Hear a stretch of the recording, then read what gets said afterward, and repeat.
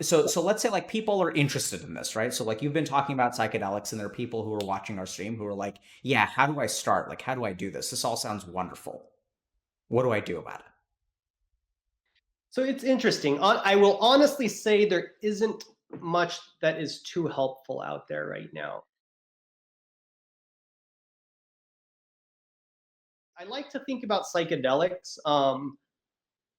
There's five general, like I think, legitimate uses of psychedelics, and legitimate meaning they're distinct uses of them. So I think of healing, which what we're talking about.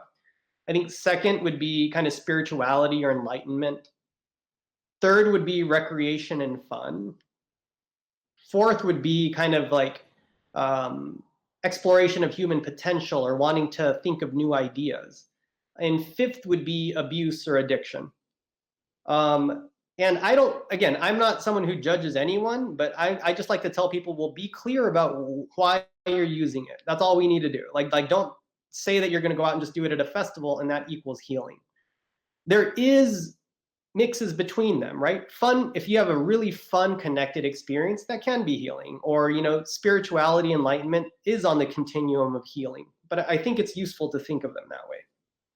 So along the lines of that, so I also like to think of the different categories of psychedelics as being they're also on a continuum, meaning like the effects are very different. You have something like MDMA, which I like to describe as, I mean, people call it a heart opener, right? It's a connector. There's a trusting feeling when you're diving into trauma. I also like to say that MDMA stays on the plane of this consensus reality, meaning for the most part, 99.9% of the time, it's going to have the experience you have has something to do with this birth to this death. Meaning it does not get what we call transpersonal or non-ordinary. On the other end of the spectrum is ayahuasca, where you will have people have experiences and they'll say, oh my God, I relived a past life, or I had my death and my rebirth, or I was connecting with spirits that were talking to me about my past, dead relatives or something like that. And so those are kind of on opposite ends of the spectrum. And I just like to have people at least know that basic, because if I'm someone who just wants to like feel less depressed, feel less anxious, and say I come from a relatively conservative background, like, right, I was Jehovah's Witness, and so even though I had left the church when I was in my teens, the history of that trauma stayed with me. So for me to go straight into something like ayahuasca would be a big deal if I just want to feel less anxious, because like to get all sorts of other experiences like spirits and stuff, I wasn't ready for that. And so, where something like MDMA, which is more gentle, and again, it just stays on the plane of this reality, I think is an interesting way to think about it. Anyway, so now to actually answer your question, so ayahuasca, for those who don't know, there's a lot of it in the media, and it's a mixture of a bunch of different plants that comes from Amazonian culture, so the Amazon in Peru or Brazil or Ecuador or Colombia. And it's a psychedelic tea that plant healers used to use, or that still use, that has been around for thousands of years at this point, it's thought.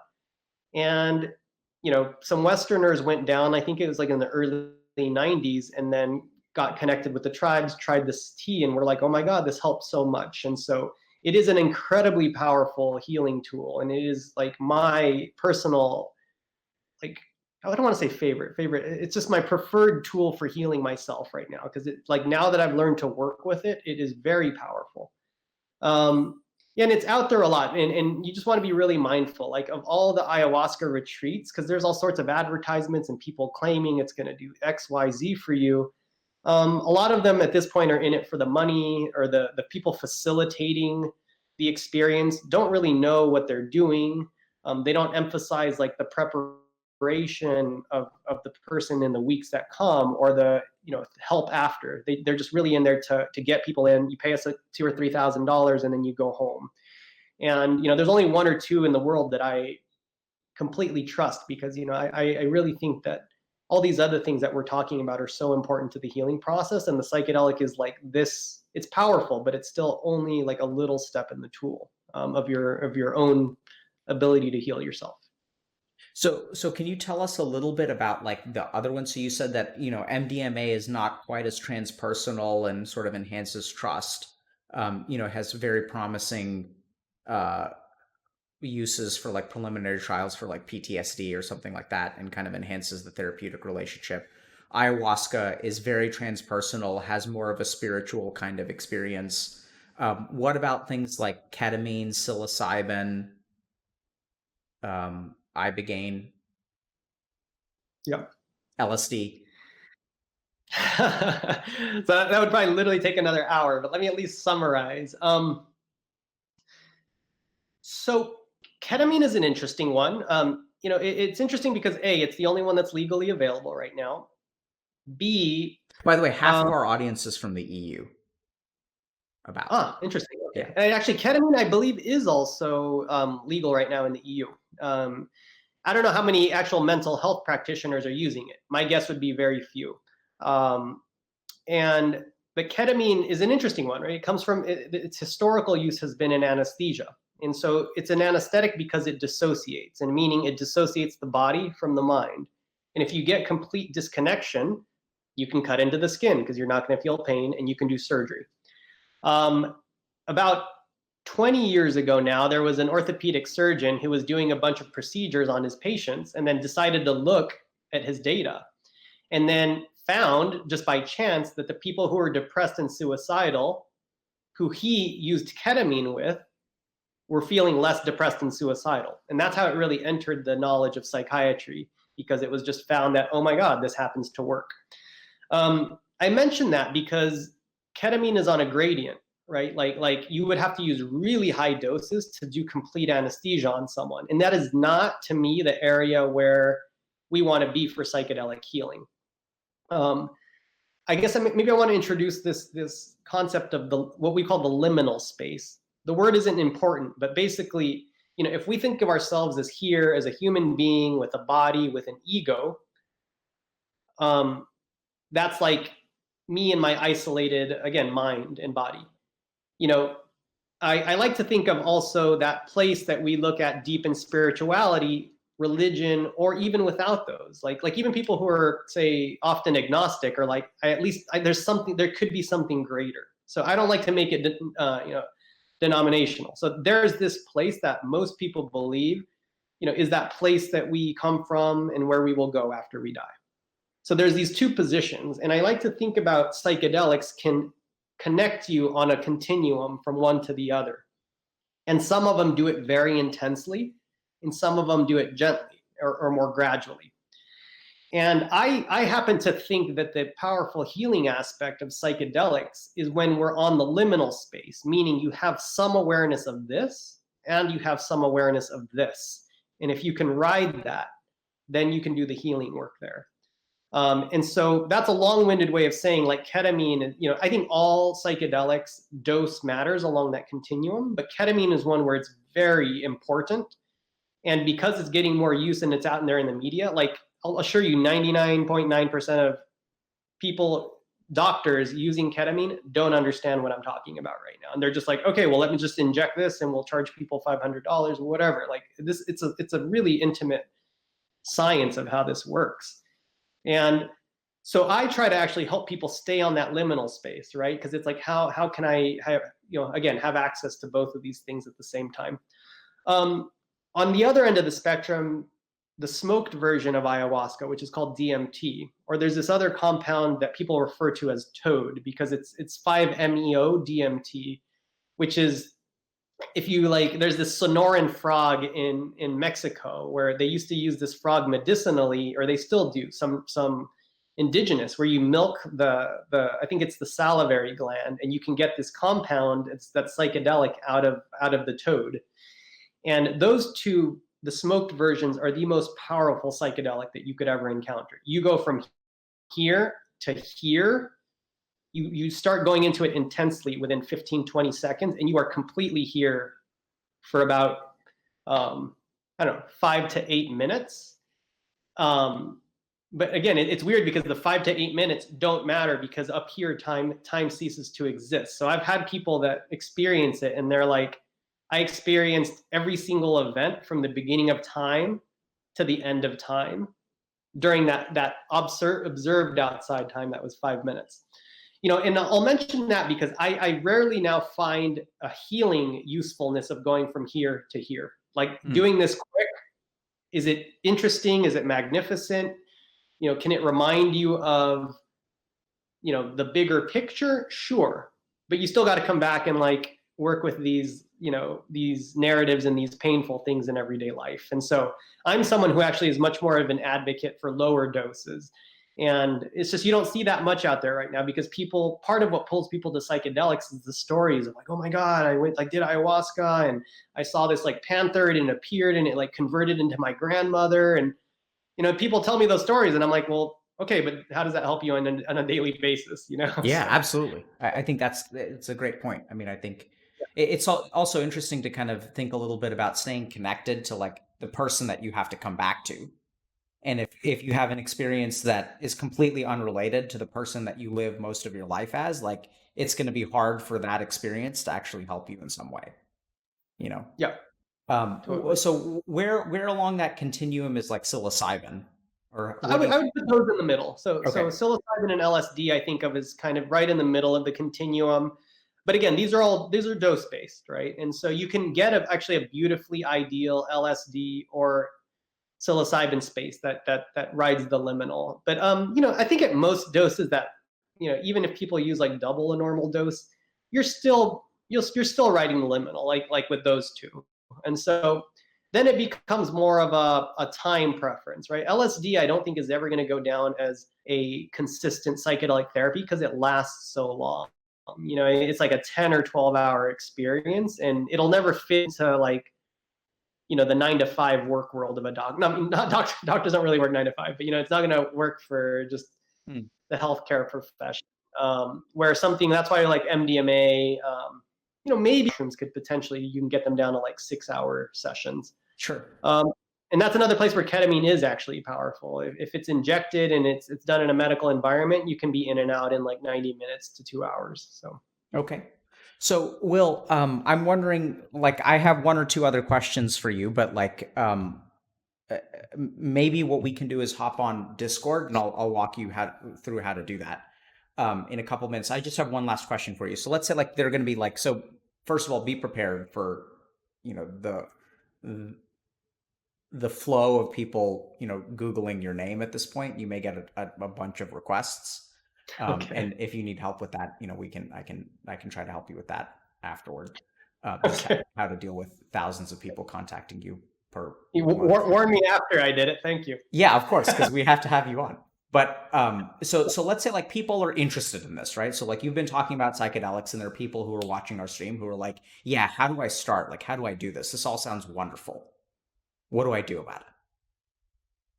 So it's interesting. I will honestly say there isn't much that is too helpful out there right now. And honestly, it's something that we've talked about. What I want to do soon, but again, I'm a boomer, so I don't know how to do it, is I actually want to start putting out educational videos out there for people that just take them step by step in the process. And so hopefully in the next like 6 months or so. Right now, the like most of what's Googleable about me is my clinical website. So I don't really have room for new clients right now. But at some point, I want to link that to, and honestly, I want to do this pretty soon in the next 2 or 3 months. And I actually want to put out a free series to help people understand psychedelics, how to use them responsibly, et cetera, et cetera. Um, I mean, there's not really much I can point to out there. I mean, Maps is an interesting thing to look at just as an organization, and yeah, I mean, they'll have information on conferences and stuff. But again, if you followed this conversation today, like honestly, like this is much deeper than any of the stuff out there that you can find. And so, So, so what I'm hearing yeah, is that there isn't really like a good, clean way for someone there's not a phone number that someone can call where they can find a therapist, take MDMA, kind of graduate to ayahuasca over time, and that infrastructure hasn't been formed yet. no, but it's like, again, and the reason why I really emphasize, I like to talk the way I talk is because I don't, this isn't there's a lot of nuance, but it's not so complex. Like I and like Rick Doblin, the founder of MAPS, I'm not someone who is like psychedelic healing and therapy should only be done with doctors and psychologists. I think people should be free to explore their own consciousness if they're not hurting other people. And so I would say if you're, set and setting is a term that's thrown out there a lot, meaning, the experience of a psychedelic, I think, is determined in some ways by set, setting, and dosage. Meaning, set is like where the person is, like mentally, where they are in their stage of life. Is this a huge peak of anxiety right now? Because maybe I want to wait a week or two before trying it. So if you can manage where you are, setting is like where I am taking the psychedelic and who I'm with. Am I going to have a sober friend that I really trust? Can they sit with me for 6 or 8 hours? And are we going to do this, at someone's house and it's quiet or out in nature? And you don't want, if you're doing something for healing, don't do that in the middle of a concert or a show, because that can turn really bad, right? And it's so many other people and influences. Dose is the third one. If don't overdo it, And so if you start gently with all three of those, this is how you learn how to do it, right? At some stage, that's what I did, right? Because there is still no training process for psychiatrists on how to do this. A lot of this was me just going out and experimenting, finding ketamine doctors who treated me. And the early ones, I'm like, I would never go back and I wouldn't recommend them. And then just learning through the process. I've been to more ayahuasca retreats that I cannot recommend people to go to than ones I can, So what I'm trying to do is like just put together my experience out there for people to try to hopefully have them not have to go through as much trial and error as I had to. Sure. So I think unfortunately what I'm hearing is that, like, I know a lot of people out there, I get questions about psychedelics a lot. And, some people think that because it has this powerful transformative potential, they kind of think like, oh, if I go to a ayahuasca retreat, I'm going to be fixed. And I'm hearing the very opposite, that there's a lot of nuance, there's a lot of growth, there's still a lot of like returning to the person that you are, and that this is not really like a magic bullet. Yeah, definitely not a magic bullet, because I actually, I think I got at least 5 emails this week that were like, I went to an ayahuasca retreat, I did this, and I feel a hell of a lot worse. Like, and it's really sad, because that is only in my messages that are about that are only increasing in the last 6 months, year. And Yep. we want to be careful, So I actually think the best thing to do is if you can get, say, a cluster of, again, this is just for educational purposes. If you can get, 3 or 4 people who you really trust, friends that you can be open with, that you can cry in front of, or you can at least be open about. Microdosing is a whole topic we haven't talked about, but it's basically taking small amounts of mushrooms, like a 10% dose, a 15% dose. And say you do, if I were to, maybe take that with a close group of friends, and we just get together on a Sunday night, I guarantee you it's less jarring than the first time we ever got like drunk or passed out. It's just now we're like used to drinking, but that first time where we got really drunk, if you think back, was probably pretty damn scary. Yeah. But it's so accepted in the culture where, like, again, a 10-15% microdose would be so gentle compared to that. And so I think, again, just creating potentially your own safe setting to do things and explore your consciousness, So over time.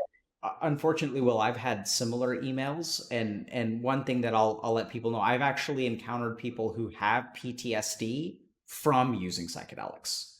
So they'll Yeah. develop anxiety disorders, or will be actually like crippled and disabled after having some very, very difficult experiences during trips. So I think you guys have to be really, really careful. Um, Absolutely. so Will, if Yeah. you've got, And I would sorry, also, try to not build the story, kind of as you were saying, that LSD equaled my suffering, right? It's LSD plus difficult things that came up that I couldn't process led to this suffering. Meaning, you don't have to necessarily be terrified of going back to that place if you can set up things for yourself in the future where you have more support. absolutely, man. So if you've got time, what we're going to do is just hop on our Discord and then give other people a chance to ask questions. Sure. All right, so I'll walk you through that process, okay? So let me just We're gonna set that up.